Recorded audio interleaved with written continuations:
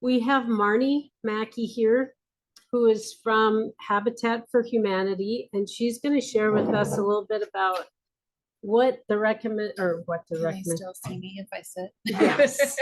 What the Perfect. requirements are to become a candidate for Habitat for Humanity. Because I know it's been a question that people have had is how do I get into one of those houses? So we do have a slide presentation, and Marnie, feel free to just say next as you need me to advance, okay? Alrighty. So how many people are online? It looks like we've got two. Okay. I believe another person was supposed to be coming in. Okay, great. But well, that's a great option. So welcome. My name is Marnie Maki. I am the Family Services Manager with North St. Louis County Habitat for Humanity. Partnering with Habitat is just another way to purchase a home in North St. Louis County. So we'll go through the slideshow and that'll give you a little bit of our history, what our criteria are, and then I can also a little bit expand beyond the slides on what is it like to build with us, what does that look like, what are the expectations, what happens when we go to closing, like what does that look like. And then for those of you that are here, I've given you our home ownership brochure. This is going to cover a lot of the information that we're going to talk about today. So it'll be a nice little takeaway. And Dinah, I'll keep some of these with you so you can share them with your group. And we'll keep them in the office if anybody wants to fill one out. And then I can just send it over to Marnie, and then you will be contacted by her at the Humanity office. Yeah, absolutely. So the first slide is really one of my favorite houses. I'm not a huge fan of yellow, but I think this house just looks really happy and cheerful. That was one of the first things they did when they moved in is paint the front door a color that made it their own. So we can go ahead and go on to the next slide. It's not advancing. Uh-oh. There we go. So we are a big organization. We are an international nonprofit ecumenical Christian housing ministry. The word ecumenical is just a big word for meaning like we're non-denominational. We're not affiliated with any one denomination or a church. People and families that partner with us to build a house, or if you come and volunteer, or you donate to Habitat, you don't need to be affiliated with the church. It is just more about kind of our roots and how we got started. Our mission, well, we've been around since 1976, so we've been around for a little while. Habitat started on a farm outside of Atlanta, Georgia, and the farm is called Koinonia, and it was just a group of people got together and started thinking about how could we partner with families to build houses and make it affordable. How would we get them involved with sweat equity and whatnot? And Habitat was born. And then, and that's kind of what happened in North St. Louis County. A group of people got together and recognized that there was a huge need for housing. It's sad that we still need housing, even though the work that we're doing is just not making a dent. However, we applied to become an affiliate, and we became an affiliate in 1995. So we have been working with families for 30 years this year. We're celebrating our 30th year in business. So our mission is seeking to put God's love into action. We bring people together to build homes, communities, and hope. Ultimately, we would love to live in a world where everyone has a decent place to live. Next. It's just slow to move, huh? Mm-hmm. That's okay. So this presentation is one that I use when I am telling people who, so AUOA is an organization that you're familiar with. They have a class called Homestretch. It's a first-time home buyers class. It teaches families, or not just families, just people in general, all about buying a house. So working with realtors, working with banks, working with title companies, insurance companies. It's a great class for learning how to buy a house. And by attending that class, it qualifies you for some funding to help pay for closing costs if you're buying a house, whether it's with Habitat or if you're working with a realtor and buying it more conventionally. So this is just to show you that in the AUA service area, there are actually 3 different Habitat affiliates like ours that cover that service area. So there's one in Itasca County, so Grand Rapids, and then over in the Duluth area, there's Western Lake Superior. In the state of Minnesota, there are 25 affiliates servicing families, and even bigger than that, we're in all 50 states and we're in over 70 countries around the world. So we're building houses everywhere. What's fascinating is when you start looking at what a Habitat house looks like in Africa or just other countries, the building materials are different. There's a lot of different, like all cinder block. You could have houses with a thatch roof, which is like the straw roof. We have a children's book in our office that just shows the different types of houses all around the country. And it's really fun to read because what we're doing here is what we're used to. But in Habitat Mexico, instead of building a house, they might just be bringing running water, or they might be just putting in smokeless cooking stoves so that families aren't inhaling the smoke from a wood burning stove. So their needs are just different than ours. But it's great to know that we are working all over the world to bring people housing. All right, next. Yes, dear. Are you guys still doing, like, I went to the home buyers class, Mm-hmm. and I have some friends that were interested in doing the home buyers class, and I don't know if it's, Mhm. I think Sure. And do you guys offer that program through you guys? So we don't do that. That's all through AUA. Okay. And so if you went to their website, which is just auA.org,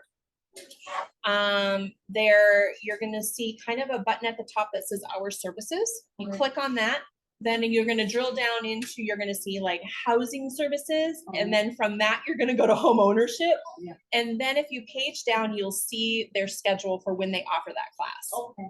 And then anyone can take that class. It's $40 to take it, and you do get some materials, but it's all online now. Right, Oh, so it's all wow. Yeah, virtual. I I don't love that because when I present at that class, I don't see anybody. I'm just talking to myself. It's great. I love it. But they are still doing that. So they probably offer a class once a month. And then that qualifies you for some funding if you were to partner with Habitat, or if you were looking in the open market and working with a realtor. That would I open up. went to it, and it was for quite some time they had a class Yep. going. So I went through it, and then you're getting my certificate. Yeah. So. Yeah, and so chances are, depending on how long ago that was, you might be required to take it again because it might be old. But yeah, it's a great class. Yeah, they great were opportunity. asking. It's like, touch base since I was here. Yep, so it is still very much a thing. So they can go to AUA.org or even just call their number and they Yeah, can get because I work information. with a lot of things with the Yeah, homeless shelter and stuff yeah. like that. So you could get information from them The directly. clients, because we used to have the homeless shelter at our hotel. Sure, sure. And Okay. The other thing about if somebody is in the process of home ownership, that would put you into the Empower Program home ownership phase. And you would have a year to get that accomplished and you'd be off into your own home. So, yeah. Exciting. So those hours would go towards your Empower Program. Yeah. All right. So one thing I wanted to quickly share before we go to the next slide, because we are an ecumenical Christian housing ministry, we tithe on our undesignated funds. And since we're talking about Habitat Mexico, our tithe dollars go to Habitat Mexico. The fascinating thing for me anyway, is that it's much cheaper to build in Mexico than it is here in the United States. So for every family that we're serving here, we're also serving a family in Mexico. So if we've served 120 families, we can double that really. And, that just makes us all feel really good. So, Marnie, a question. Mhm. So basically AEOA has all the information or Mhm. should they come to you? For that home buyers class, you can go straight to AEOA.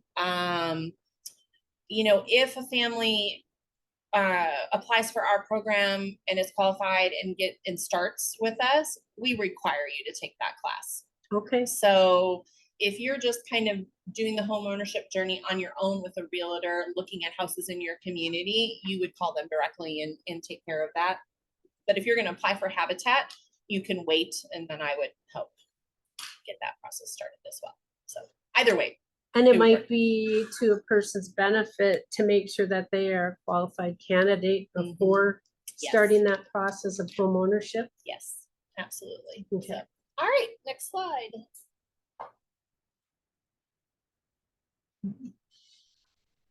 It's so slow. There we go. So this will just show you our immediate service area. So the communities that we serve.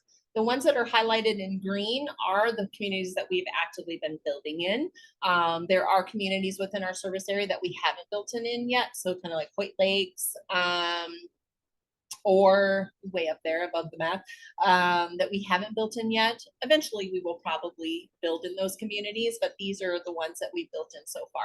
So since 1995, we are up to, I think it's about 122, 23 families that we're actively have served or we are currently working with. So next. So we do 3 types of projects. We primarily do new construction. So it is a single-story home built on a heated slab. Our smallest home is about 1,100 square feet. They are built to be very energy efficient, so that heating costs and your utility bill in general is lower than if you know, you're buying an existing house that might have some natural leaks in the windows. Our homes are built very tight and energy efficient, so that helps keep your costs down. We have rehab projects. These are existing homes that have come into our program either through generous donations or we've been able to purchase them at a deeply discounted rate. So we're actually working on a home in Tower. That home and the church next door were donated. We got the house and AUA got the church, and now it is a food shelf in Tower, which is great. And then we are working with a family to rehab the old parsonage. And so if we're able, when we get a call like that, like, hey, we have this house we want to donate, if we can make it as energy efficient as our new construction homes, and if we can make sure that it's at least 3 bedrooms, then we will more than likely take that donation and work with a family to rehab it. And we've done probably about 17 of those over the course of our history. And then we have recycle projects. These are our homes that we either built or rehab that have come back to our program for whatever reason. It could be good reasons. I've had a couple single moms get married and move to wherever their new husbands are living. I've had families just outgrow the houses and move to a bigger house. Their financial situation changed and they can afford a different house. They've moved out of the area. But we have gotten a few back because families fell on hard times and could no longer afford the payments. You have to stay there for a certain amount of time before you move. No. Marnie, could you repeat that question for the microphone? Sure. So the question is, do you have to stay in your house for a certain amount of time? You do not. Like even if you were working with a realtor and you bought a house here in town, and then 2 years later, 5 years later, you got a job offer in Duluth or the cities, and you decide that you're going to move. That's just natural life stuff. Or maybe a married couple partners with us, and then there's a divorce. Like life happens, and people buy and sell houses all the time. In the case with Habitat, we have I guess we could call it a clause where we have the first right to buy it back from you in the first 10 years of ownership. So let's say at year 5, your life changes, you get a different job, you move, you would call and say, hey, Marnie, this great thing has happened, and I want to sell my house back to Habitat. We would look at 5 years of payments, so that's 60 months of payments times whatever you're making towards your principal. If we could offer you all your money back, then we're going to exercise our right and take the property back. We're going to assume the mortgage, basically just wipe it out, satisfy it. We're going to give you all of your payments back, and then you're going to deed the house back to Habitat. And then we're going to partner with another family to freshen it up, which could be a fresh coat of paint. It could be more work than that, just depends. If for some reason we look at our budget and we're like, oof, we don't have enough money to give them all their payments back, then we could make a lower offer. We could say, we don't have the money, but we'll take the house if you want to give it back. But in that situation, you then, as the homeowner, could say, yes, I'll take that offer, Habitat, and you can have the house back. Or, you know what, I'm going to see if I can sell it on the open market. You would have that option. So that's what that looks like. So you don't have to stay at a certain amount of time. You could leave after a year, I guess, if you wanted to. But we just have the first right to buy it back in that first 10 years. Yes, ma'am.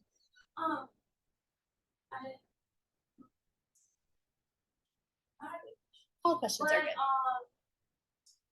When they do build like the project construction works, do you get to choose the parts of your rooms in your home, or do they just get to one pretty much the whole house? So, yeah, that's a great question. That's not a bad question at all. So when we're working with a family, if we have not broken ground yet on the land, and started excavating and putting in the foundation, then families will have the option to pick the house plan. And we have about 5 3-bedroom plans that families can choose from. Some of the plans may not work on the lot. Like if it's a little bit more narrow, then we might have to eliminate one of the plans, but families do get to choose that part. After that, families choose the exterior paint color. They help me or work with me to pick exterior doors, and it really comes down to where do you want the window. So you get to kind of choose that. And then on the inside, families, we shop together for all the light fixtures. We pick out kitchen cabinets and countertops, and then the hardware, so the knobs and pulls for the kitchen and the bathroom. As far as the interior paint color, we start with what we call Habitat White. It's kind of a creamy color. That's a great base for a color after you close. You could paint like crazy. We're working on a house here in Hibbing that came back into the program. We're having to use oodles of primer because they painted really dark colors, right? And so to get back to kind of that Habitat White, we're having to do multiple coats of paint, but which is fine. But so you start off with kind of this base color, which you can easily cover with whatever you desire. And we've had families do just, keep it the base color and do an accent wall. We've had families completely paint the whole inside. That after closing is up to you. So yes and no. Another question came up. Okay, so they're questioning the qualifications. How would they meet, or am I getting Yeah, ahead so of us? you know what? Let's finish this slide because we were going to Okay. get to that. So it's very important to know that we at this point build on lots with city water and sewer established. We might have to fix some of those lines and maybe restub things in, but we only build on lots that have access to city water and sewer.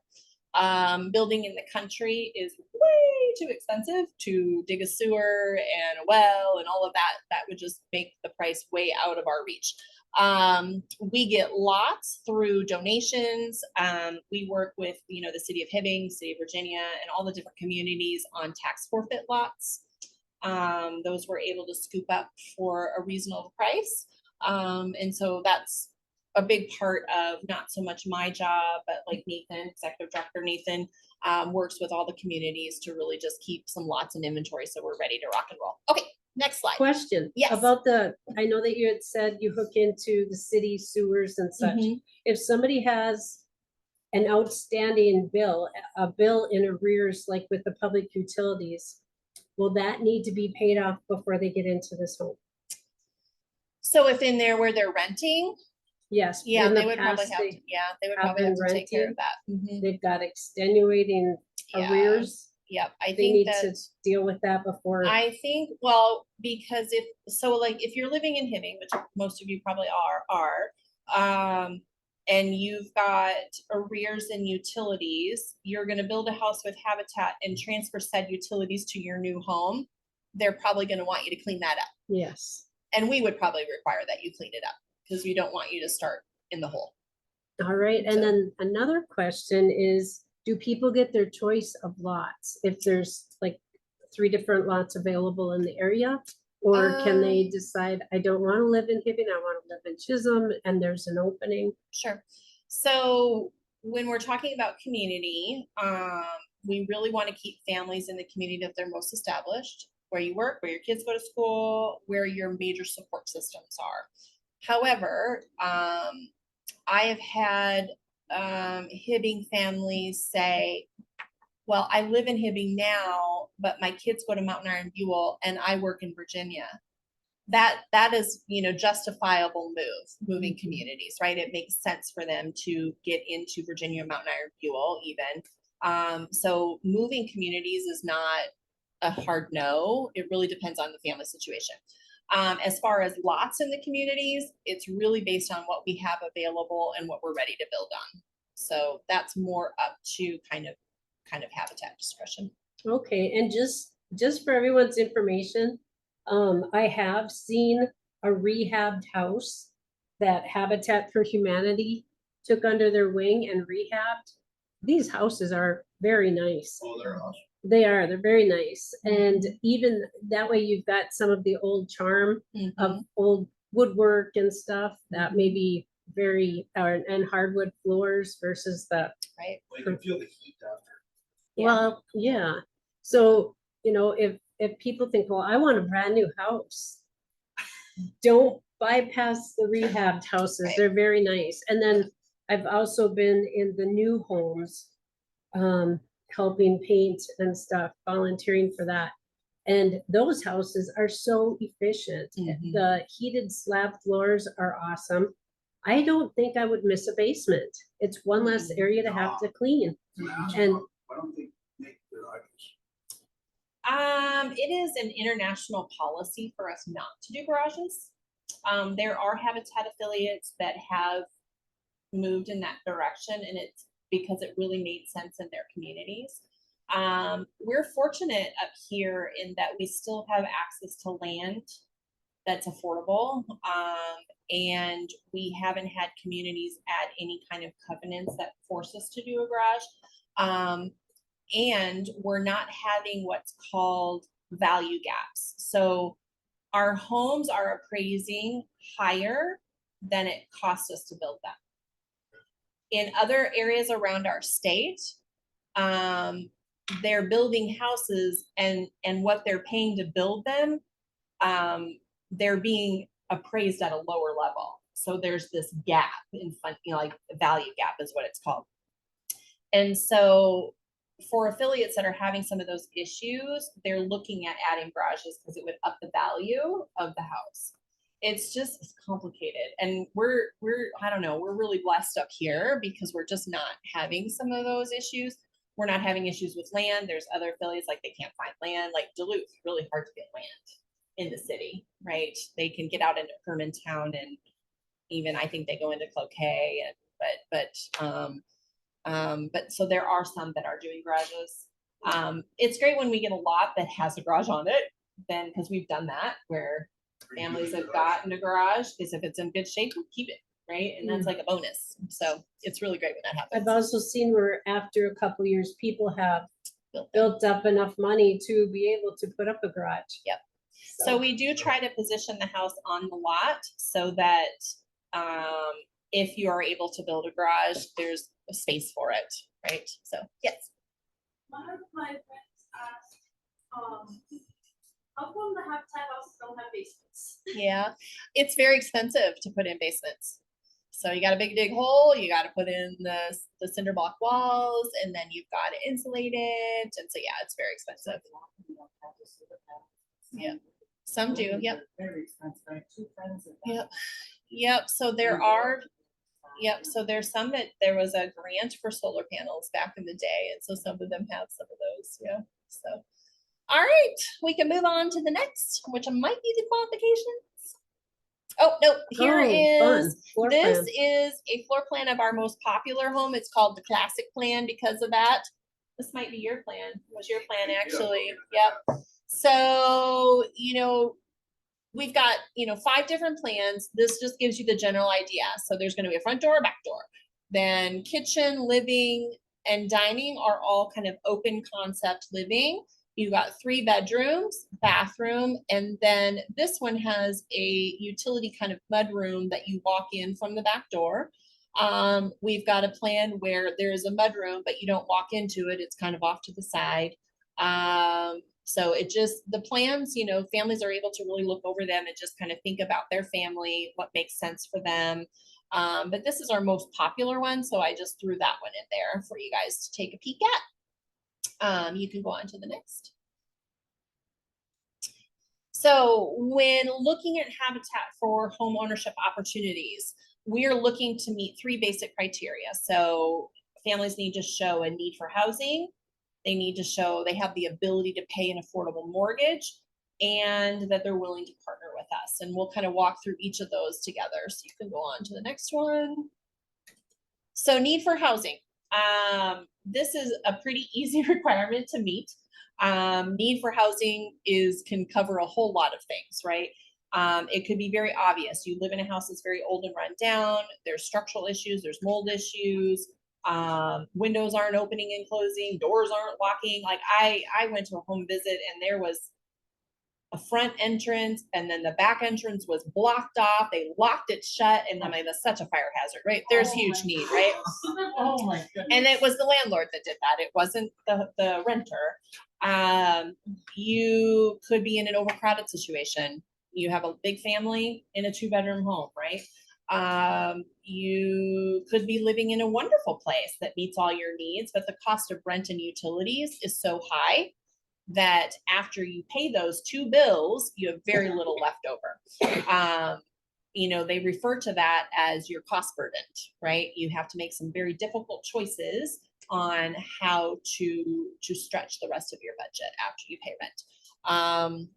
So need, pretty easy to meet that. We can go on to ability to pay. So and then you can go to the next one as well. So under ability to pay. So right now we need families to have a stable source of income of around $30,000. This is income that can come from your job, from child support payments, from disability payments. I have a family that I partnered with not too long. Her husband had passed away a few years ago. She was getting pension money from him, stuff like that. So anything that's bringing money in counts, right? And we want to see all of it. And our goal is to get you to at least that minimum. It's a guideline. If you're making slightly under that, we would still want to look at your information because we might be able to make that work. And then the kind of the chart on the right side, so number of family and then income cannot exceed. So these are figures that are 60% of the area median income. These are given to us from the county, and we get new ones every year, and they keep going up, which is good. So right now you would look at that and you're like, okay, I got to be making at least 30,000. And then, I have a family of 4. So my income needs to fall between 30,000 and then 57,120. So again, this is a guideline. I've had families apply. Let's say they're a family of 4 and they're making 58,000, 59,000, 60,000. You should still apply because there could be some justifiable reasons of why we would make an exception and go over 60% of the area median income. So in addition to getting all those income docs from you and calculating your income, we are also going to check your credit. And we want to make sure that you have enough money coming in to cover all of your expenses. We want to see evidence that you're able to manage your debt, that you're able to live within your means. Because Habitat, so not only are we a home builder, construction company, home builder, when it comes to this part, we're also the bank. And so when it comes to credit, we have a little bit more flexibility than a traditional lender. So let's just say, for example, I pulled credit and there's a few collections on there, and I do a judgment search and there's a judgment out there. might still accept that family and just say, hey, between now and closing, we got to get this judgment cleaned up, right? We got to pay that off. And let's work on getting these collection counts cleaned up as well. When, I'll tell you, more oftentimes than not, if we're denying a family, it's based on credit. Or maybe they don't make enough money, or maybe they make too much money. But it's mostly credit. And what that is, I've got something going on with my fuzz on my eyes or something. If we deny a family based on credit, it's really not a hard no. It's more like, hey, you know what? You're not ready. We can't say yes yet. So do the things, work on your credit, and then reapply. Unfortunately, in our immediate area, there is not great resources for credit counseling, which really frustrates me. So it's one of those things that's kind of on my wish list and bucket list of, when I have extra time, can I work with people to get a program going? Because if I had somebody to refer those denials to, that would just be really great, right? It would be awesome. I think there are some local banks that would work with families to work on credit. I can do some credit counseling, but I am certainly not a qualified financial person. I can just base it on my own experiences and what I've done to kind of clean up some of my own, which is a little help, but not a lot. But anyway, we are going to pull credit, and we're going to kind of pour over that and make sure that we've got your income. We know what your monthly debt is. If we factor in the Habitat house, do you still have enough to eat after you've made those payments? We want to make sure that we're setting families up for success. One question that came up was credit score. Above a certain number? We do not have a guideline for credit scores. I certainly look at them. When I pull credit, it's really kind of on the first page, right? So you see them. And it really just tells me what I'm going to see when I turn the page. If someone's in the 400s, I know there's going to be a lot of issues. If they're in the 500s, there's going to be some issues, but maybe we can work with them.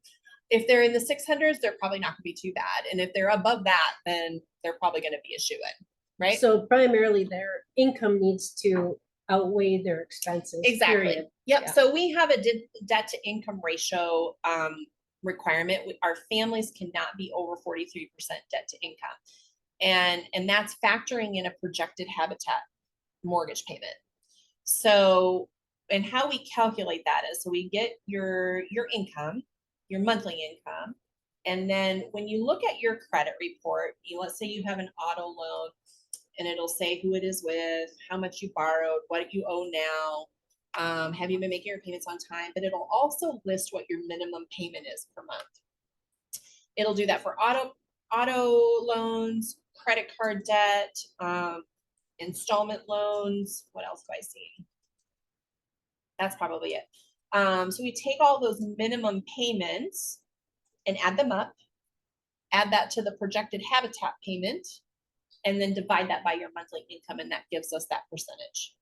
And if it's under 43%, then we can move forward. If it's over that guideline, then that is also part of a denial situation. That debt to income is too high. In a case like that, we just don't feel like that's kind of getting into borderline predatory lending. And we have to be very careful that we're not setting up families to fail. We don't want to sell you a house you can't afford. Right. House poor is not going to be a fun place to be. Fun. So yeah. Does that answer that question? That does. Okay. Anybody have any questions at this point? No? No, I've been through it. Yes, Darren has been through it. All right. Escrow and all that stuff. Okay. Yep. So if somebody went through it and went through some change in their family life, would they be able to reapply, or is it a one-time program? Nope. I believe I don't think that there's a policy against doing that. I would have to check in for sure, because that's just not come up. But yeah, I don't see any reason why we wouldn't be able to. So it does take a while. Yes. So we can kind of get into that too. So when a family submits an application, it comes to me. I go over the application, I make sure everything's filled out correctly, make sure it's signed, dated, all that stuff. And then I collect all the supporting docs, so pay stubs. If you are a mom getting child support or a dad getting child support, I will reach out to the county to get a 12-month history so I can just see what's actually coming in. We don't base your income on what you've been awarded. We base it on what you actually receive. If a family is getting Social Security, I'm wanting the most recent award letter. So any income docs that will help me have a good picture of what you have coming in, I need. In addition to that, I do an employment verification. I do a landlord reference. We'll check kind of bank account deposits just to make sure that, yep, you do indeed have money coming in. And then once I have a complete file, and that it could take me 30 days to get a complete file. It depends on how quickly people are at getting things back to me. If I have a landlord that's not getting things back to me, I usually reach out to the family and say, hey, bug them. Make sure they have the form, and if they don't, I'll resend it. But pester them to get it in because I need it. And so that's really, families are really good about working with me to get all of that stuff in. Once I have a complete file, then I present you as a family to our family selection committee. So I'm on that committee. Our executive director, Nathan, is on that committee. We've got a couple community bankers on that committee. They're great for reading credit reports. And then I have a few other people on that committee as well. And they're pouring through all that information, and they're looking to meet those 3 criteria. Do they have need for housing? Yes. Do they have the ability to pay for it? Yep. They're within our income guidelines. Credit looks good. Their debt to income is good. Check. Are they willing to partner? Did they respond to my phone calls and requests for information in a timely manner? Are they usually, and you also have to answer on the application that you are willing to partner with Habitat. And we'll talk a little bit more about what that means in a second, but that whole process can take 30 to 60 days. Committee looks over everything and they're like, this family looks great. The next step is a home visit. So then I'm calling and saying, hey, Darren, I want to come meet you, the kids, at your home. It's not to see how tidy you are and if you keep your house clean. It's really just to meet you in your space and confirm, yep, there's definitely a need for housing. We want to meet everybody that's listed on the application. So if you tell me you got 3 kids, I want to see all 3 kids. And they don't have to stick around for the whole meeting, but I want to get my eyeballs on them. And it's really a great time for applicants to ask us questions as well. And then after that, I do a quick summary to the committee, like, hey, we met with so-and-so. These are the things that we noticed in the house that definitely show that they need it. Here's their income information again. And yes, they're willing to partner. If we still want to move forward, then we do a blind presentation to our board of directors. And what I mean by blind presentation is that they don't know your name. They don't know the community that you are applying for. All they know is that it's a family of 3, 1 adult, 2 kids. That's it. That's all they know. And then we go and list that, yep, they need a house. Here's why. Here is all the income calculations, their debt to income ratio. This is what the picture is going to look like if they buy a house today, like what the payment would be. And then, yes, they're willing to partner. And then our board ultimately decides. And really at that point, if we've gone that far, it's pretty much going to be a yes. I've never had them come back and say no. So that the first 30 days, do you think that's like the crucial time to make sure that the paperwork is Yes. going back and forth? Yep. So Yep. from start to finish, what's the fastest you've seen? What's the longest Oh, you've seen geez. for the process?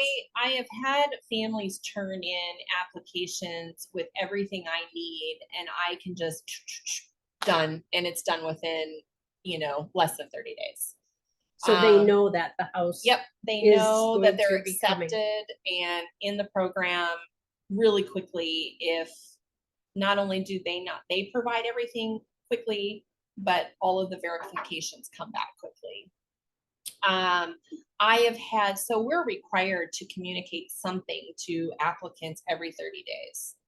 So in the first 30 days, I might be sending a letter that says, hey, I'm missing this information, help me find it, or gather it and bring it. Or it could be just, hey, I have everything I need from you. We're doing our internal processes, so just hang on. But if you got questions, call me. I might, if it goes another 30 days, then I might send that same letter again. Hey, we're doing our internal stuff. And you know, I'm waiting for this. I don't know. You know, we would just communicate every 30 days. I've probably had applications sit in my office for 3-4 months sometimes because of just things not coming to me. When do you just, And I try not to decide? let that happen because that's Yeah. really long. and when do you know, let that if- go? That if person go? if it's a family that they're the ones holding it up and not giving information to me, then they would have a deadline to get that information in, and if they don't meet that deadline, then it's an automatic denial. It would be a denial with, hey, you can reapply if you so desire to do so, but you have to start over. So as far as building, we try to accept families at least 6 months before we break ground, so that one, you're kind of used to the program, how it works before your house starts, and you've already started working on some hours.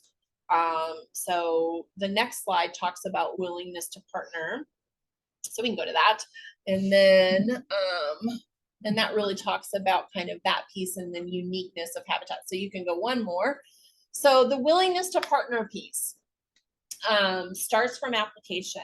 You know, you're willing to partner with me because you're responding to my phone calls, you're responding to texts, you're getting me the information I need in a timely manner. And then once you're accepted into the program, each adult in the household is subject to doing a minimum of 200 sweat equity hours. This is a combination of, I'm going to actively work on building a house. So I'm going to pick up a hammer or a paintbrush or whatever, and build. Or it could be non-construction-y things like coming to meetings, coming to our office unfolding newsletters, going to home dedications for other families. Meetings involved, so our families that we're building with are required to come to our office for a monthly meeting. It's the first Monday of every month, 5:30 in the office, and we meet for about an hour. And then the AUA class, so the first time home buyers class, that counts as sweat equity.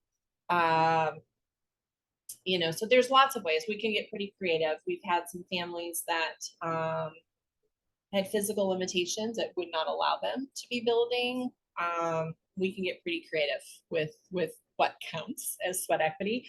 You know, for my families that live here in Hibbing and they drive over to Virginia for a meeting, the drive time counts, right? I've got a family who's driving from Tower once a month or twice a month to come down and meet. That counts as sweat equity. So we kind of, you know, can get really creative. It's up to us to decide what counts and doesn't count. So it's 200 hours may seem like a lot, but once you get going and start building and working along our construction staff, other families, volunteers, it's a lot of fun. Oh, It goes easy. by fast. Well, Easy. and it's your home. Who doesn't Yeah. wanna? Varnish your own. Right. Yeah, and if you get to kind of do that on your own home, that's probably one of my favorite things about a home dedication is if a family talks about, I learned how to use power tools. I helped put up that sheetrock on that wall right over there. Like that's pretty cool that is part of our program. And that's kind of what makes us unique in terms of you're not working with a contractor and then just paying us to do it for you. You know, you're actually getting out there and doing it. Well, the other thing too, I've thought about for a while here now, when we have somebody from our program who's active in Empower, if any of the rest of us would like to help donate our time, those hours would go back to benefit your Empower hours, and you'd be helping a friend Yep. from the Empower program. Yep, absolutely. So in addition to the 200 hours that they actually have to do, we also have them recruit 100 hours from friends and family. So that could be this group going and helping the family build. It could be, hey, I need someone to watch my kids so I can go build. That's friends and family hours. Or if they come alongside you and help build, or, you know, I've had moms and dads come to the meetings with their kids, right? That counts. So yes, you can definitely help. Childcare. So we can do their. Yeah, so we don't do childcare, but yes, you have friends and family that can offer childcare. Yep. But my mom was watching the kids. Yep. That counts towards your friends and family.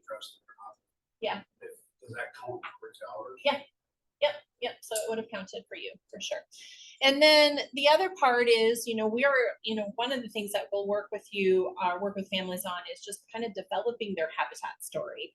You know, what brought them to habitat, what was their current situation like, or what is their current situation like that they felt they needed habitat, what do you look forward to? So we're really just kind of developing like, what is your habitat story? And then because you may have opportunities to share that with other families, other habitat supporters and whatnot. So, all right, next. What do we got next? I forget. All right, so our goal is that everyone is going to get a home that they can afford. So during orientation, Nathan, who's our executive director, likes to have a fairness speech because we've got new construction homes, we have rehab homes, we have recycle homes, we have homes that are built on lots that came with garages. We have homes that were built on lots that have these great older trees, and then we have homes on lots that have no trees.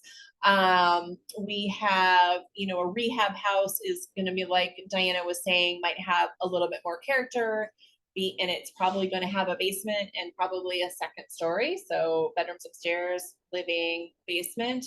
And so how is that fair? Right? So I got my habitat, not me personally, I'm using me as an example.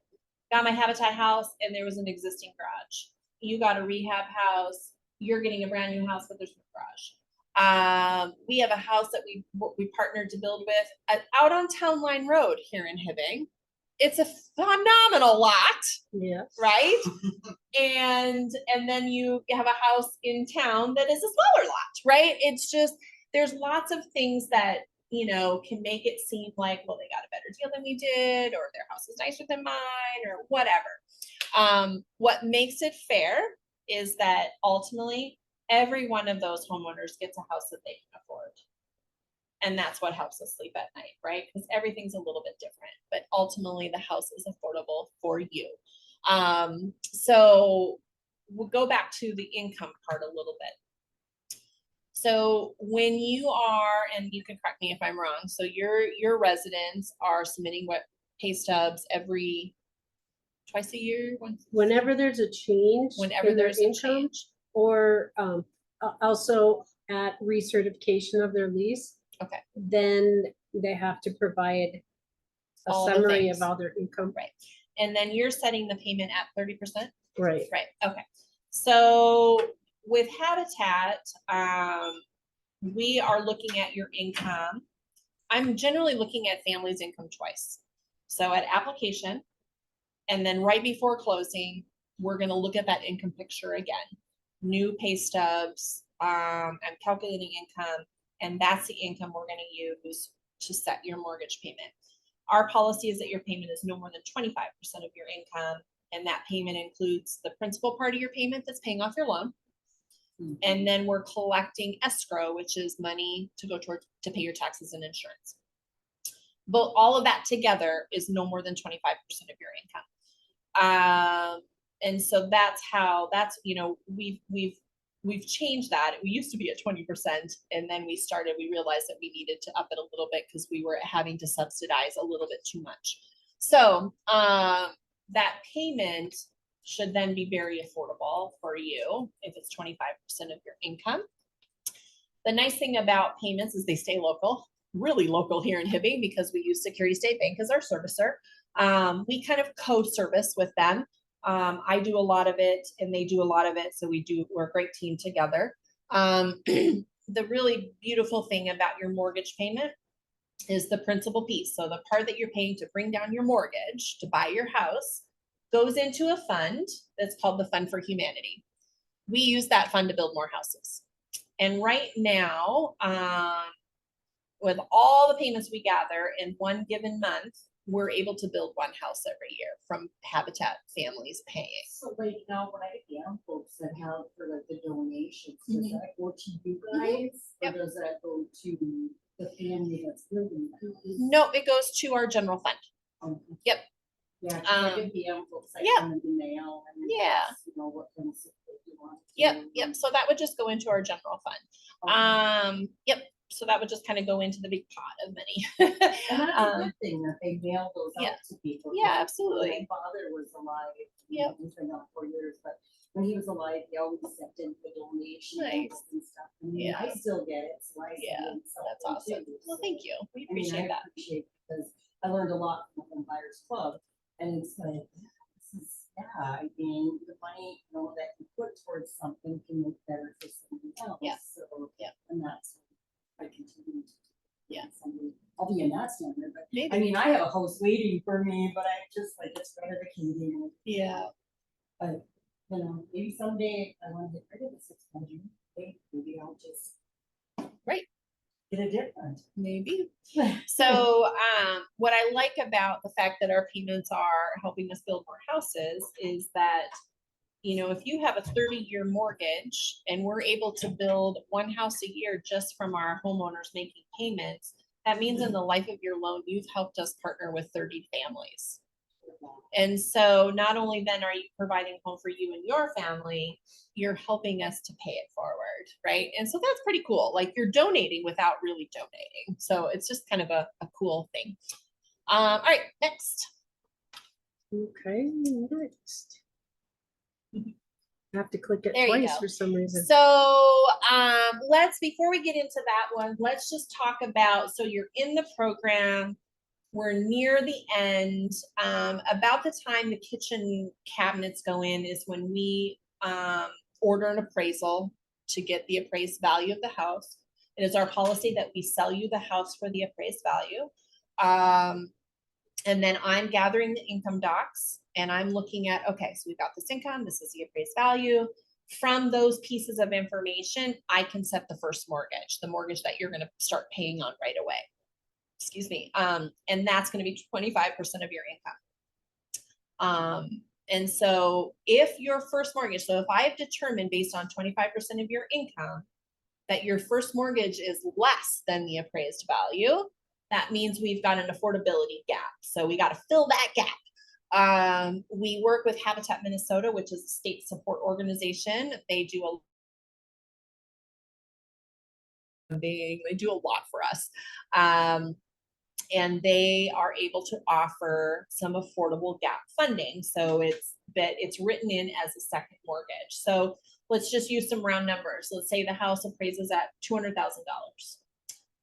but 25% of your income makes the maximum that your first mortgage can be $150,000, right? So when I divide $150,000 by 30 years of payments, it falls into that 25% of your income range, including principal, tax, and insurance. So now we've got $50,000 gap, right? Because I have to sell it to you for the $200,000 because that's our policy. So Habitat Minnesota will come in with a second mortgage to fill in that gap. So they'll write in a mortgage for 50 grand. And right now that product sits on the property quietly for 100 years. The term is 100 years now. It's just insane.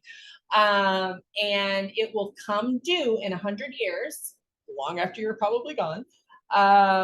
Or it'll come due if you sell the house, you know, on the open market.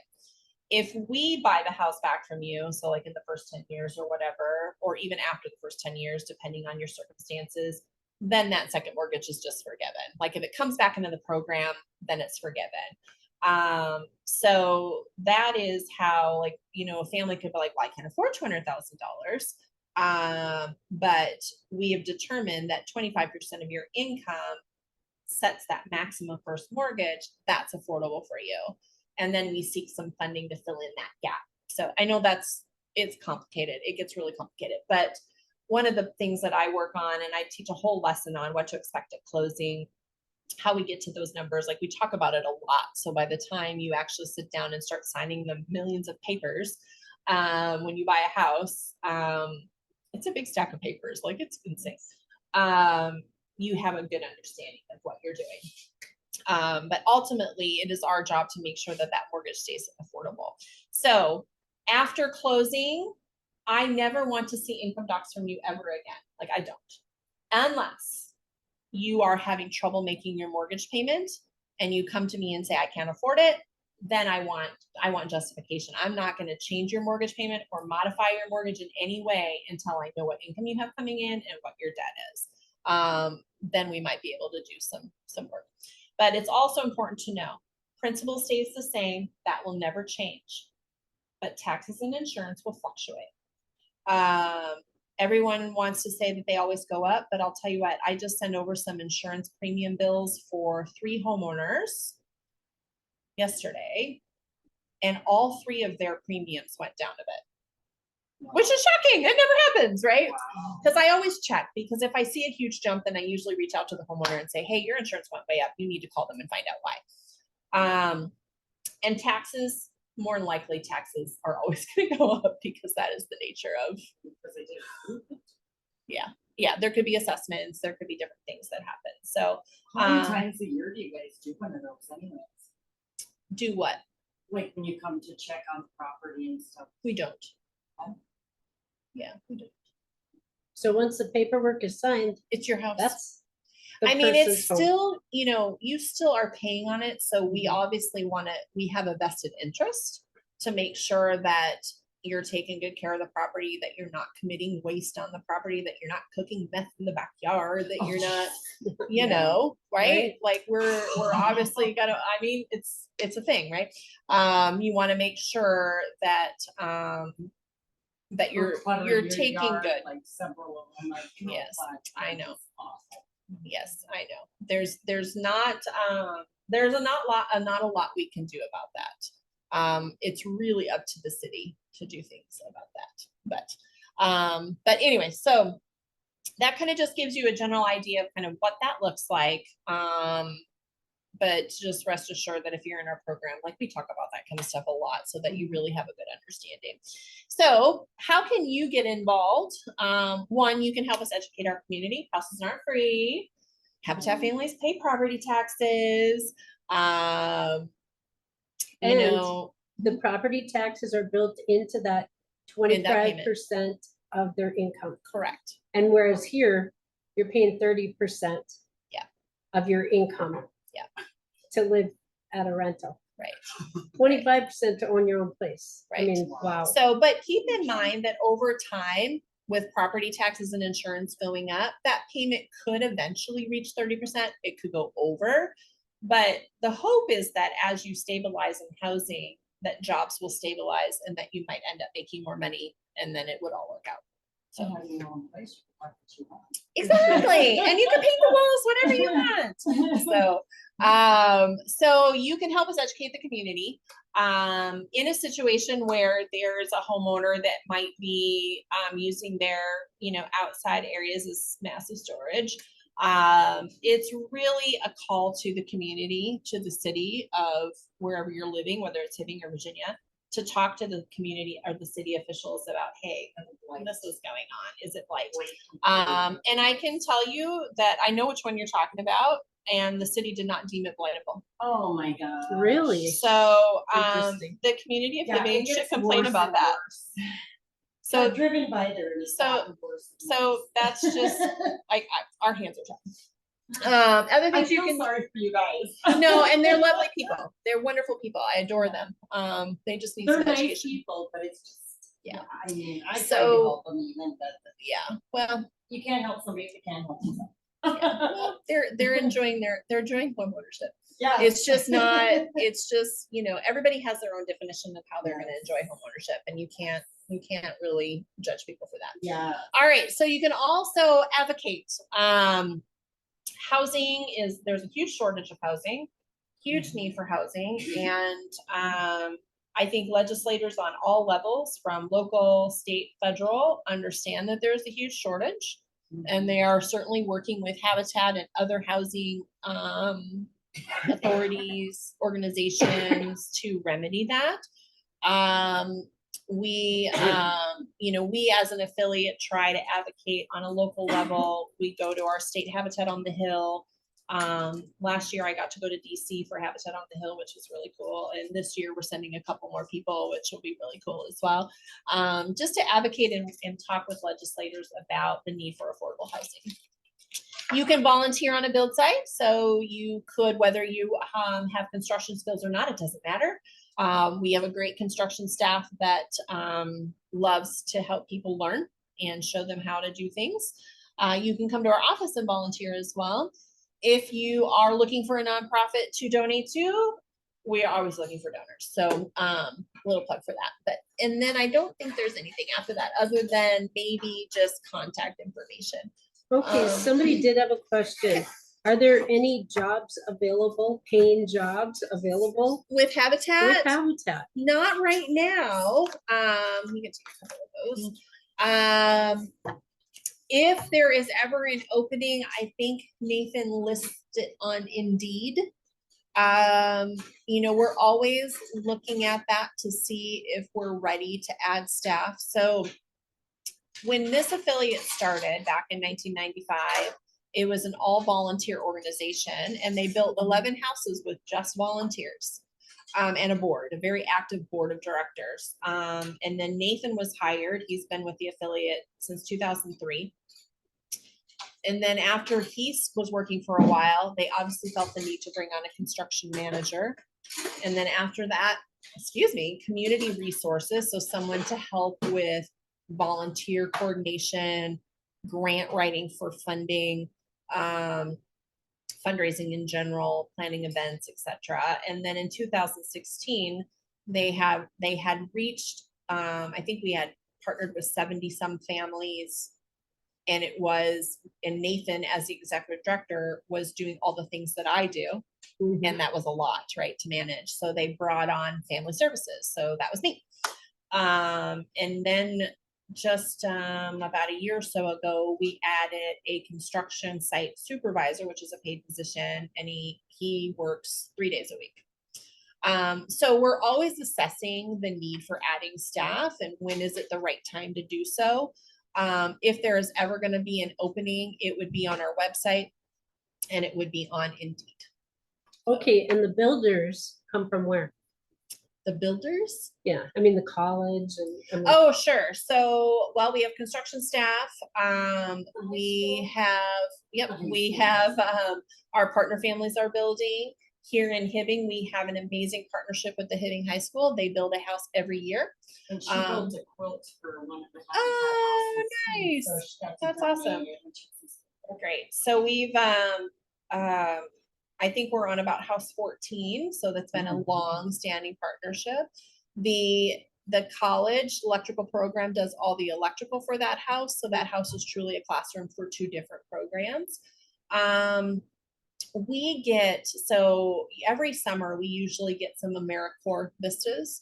So AmeriCorps is similar to the Peace Corps. It's just stateside, and they can go and volunteer and work at different places, not just Habitat, all over, doing So different now, things. The 2 that are in Brooklyn, the year 15 and 16, about somebody had said there's 2 that are becoming vacant from there. So There's how- only one, and it's already spoken for.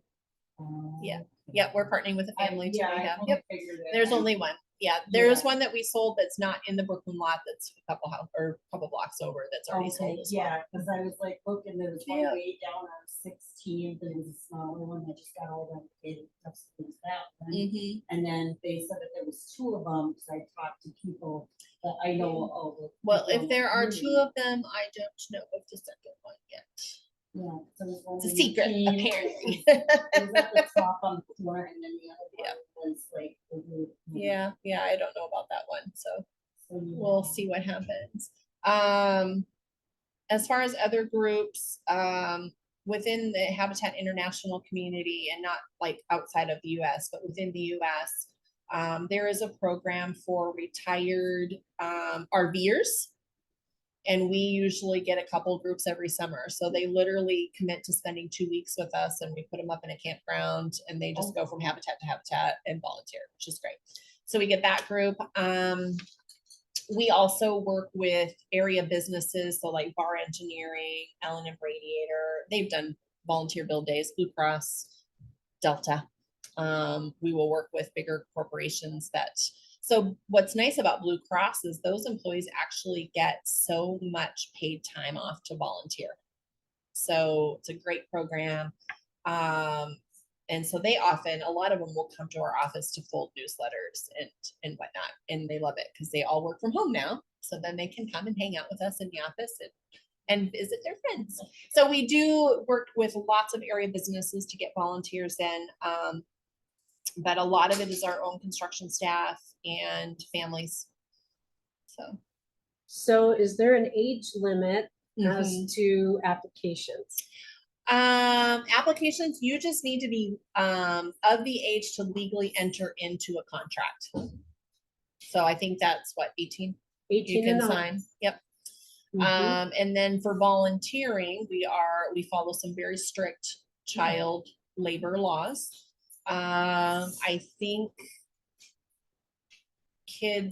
you have to be at least 16 to be on a site that's actively building, but you can't use power tools and you can't be on the roof. I think we can sometimes 13 to 15, they can come in and do painting and landscaping, minimal stuff. If there's a child in a family that is super keen on helping, but they're too young to be on a build site, then we make some cookies and bring them to the volunteers, and that's how you can help. Or come by after hours with your mom and help clean up the build site, like sweep, take out the trash. So we can get them involved if they're really keen on doing that. So I love it when they make cookies, right? Yeah. We all love that.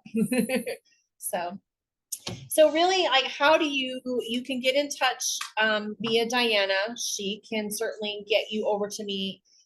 In this brochure, there is a gizmo, which we like to call it a gizmo, the QR code. You can scan that and it takes you right to the applicant inquiry form on our website. You can fill that out. It shoots the information to me via email, and then I reach out to you from there. So you can do that as well. But yes, there is no longer the form to fill out on here. You would probably just have them fill out the thingy Online. and then it shoots it to me. And then I think what I would have you do is maybe fill it out and in the notes just say, referred by you. Okay. Then I would know. Sure. That would be a clue on that you're probably in the Moving to Wellness program. And Okay. So other participants, from the community, they can't just call and ask for an application? Yeah. Oh, they still do that? Oh, yeah. So you can call our office, you can stop in, you can go straight to our website. I've had people send, Facebook messages like, hey, I want an application. Generally what I do is I try to have a conversation because I think it's important for people to know this is what we build. This is where we build it. What's the oldest one you guys started on? Like a house? Like oldest what? The oldest one, the first one. Oh, the very first house was in West Evelyn. It was an existing house that got moved. They moved a house and put it on a basement. Yeah, so that was in 1996, I believe. Yeah, West Evelyn.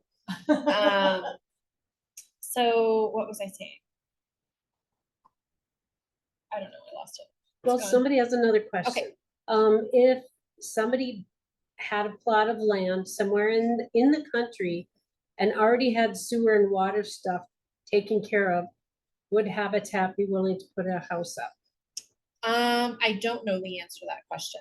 I think Okay. it would be no, but it would be worth calling and asking because that would be an answer to that question is way over my head. Okay. I'm guessing it would be no. It would probably, I don't know if it would depend on, yeah, I don't know. I really don't want to say because I'm not 100% sure, but it's worth calling and asking the question. We really try to questions are great. We want to hear all the questions.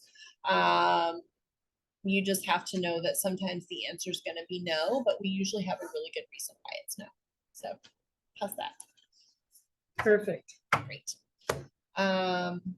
Yeah, I don't know. I was saying something, but I totally lost my thought. So If that's all right. somebody wanted to come to your office, where would they go? So our office is located on kind of the edge of Mountain Iron in Virginia. So if you're coming into Virginia, Mountain Iron area, from this direction, you'll come to a stoplight where if you go right, there's Dairy Queen. You would actually turn left, and then you would continue following the frontage road and go by the Virginia Quad Cities Food Shelf is on the corner. There's storage units over here. Keep following that road until it ends with the last building on the right. Good, sir. Yeah. Yeah, it is. Yes, we have a great building and a great warehouse, and come visit. We have people, so other Habitat affiliates have the restores, so like almost like the Goodwill, like a Habitat Goodwill. We do not have one, but people come to us thinking we have one. So I can always tell when they come in because they're like, well, this doesn't look right. And I'm like, we don't have a restore. Sorry. Yeah, there is one over in Grand Rapids. Yes. And if you're ever in the Brainerd area, oh my goodness, theirs is amazing. Oh, galore, yes. It is so nice. And there's a couple in the cities that are also really nice. So what those stores are places, it's like almost like a thrift store Mhm. of excess materials from building. Or Yeah. somebody brings in donated light fixtures and you can Mhm. go and get them for next to nothing. So I think Brainerd, because that's such a lakes community, you have people who have a ridiculous amount of money who buy a lake house and rip out the perfectly beautiful kitchen cabinets and they take them to the restore. So I've known people, yeah, so there's furniture, there's and the way they move to a new location and their space is so big that they can actually stage little living rooms, little living room here and then another living room here. Like it's pretty You have a amazing. whole setup. Yeah. It's really nice. So I always find things there. It's great. Well, another question. Are you connected to the Salvation Army Transitional Housing in Duluth? Because they did that kind of thing. We are not as an affiliate connected. The Duluth Habitat might be. So that habitat is called Western Lake Superior. So I don't know. They might be, Okay. but we are not, as far as I know. So Did you need me to advance? No, We've got I 2 think- slides left. I think the last slide is just our contact Oh, there it information. is. So you can call our office, you can stop by, or you can visit our website. It's pretty easy to get your hands on an application should you want one. I've had families that have come to the office to fill out an application because they're physically just not able to. I had a woman who started to fill out the application in my office and her face was way down to the table because she's legally blind, right? And I'm like, oh, for God's sake, just give me the thing. I will write it for you. So I just don't, I say that story just so that if the actual physical filling out an application is a barrier, like don't let it be a barrier because we can work through that. So. And we are able to assist over at the Empower office as well. Absolutely. Marnie is just a phone call away from me. Yep. So, yeah. So. All right. So Yeah, so if there's you're the- interested in home ownership and maybe you yourself are not, but you know people who are, certainly share the information and they can always call the number. I don't always answer, but as soon as you start talking about home ownership, they'll be like, stop, I'll give you to Marnie. So yes, we have to be very careful about inquiry phone calls turning into applications, right, over the phone. Because if you start telling me your income and your credit, I technically could make a credit decision about you over the phone. And then if I deny you, in my mind, I have to send you a letter. That's like the law. So we really try to be very careful to not get too much information over the phone. And then there's a question here. Do you help with furniture vouchers or furniture We after? do not. No, okay. No, we do not. I've had families move in, with just the furniture that they own and then slowly add, right? And we can certainly point you in the direction of people who do that. There's a great thrift store in Virginia. I think it's Jackie's Attic.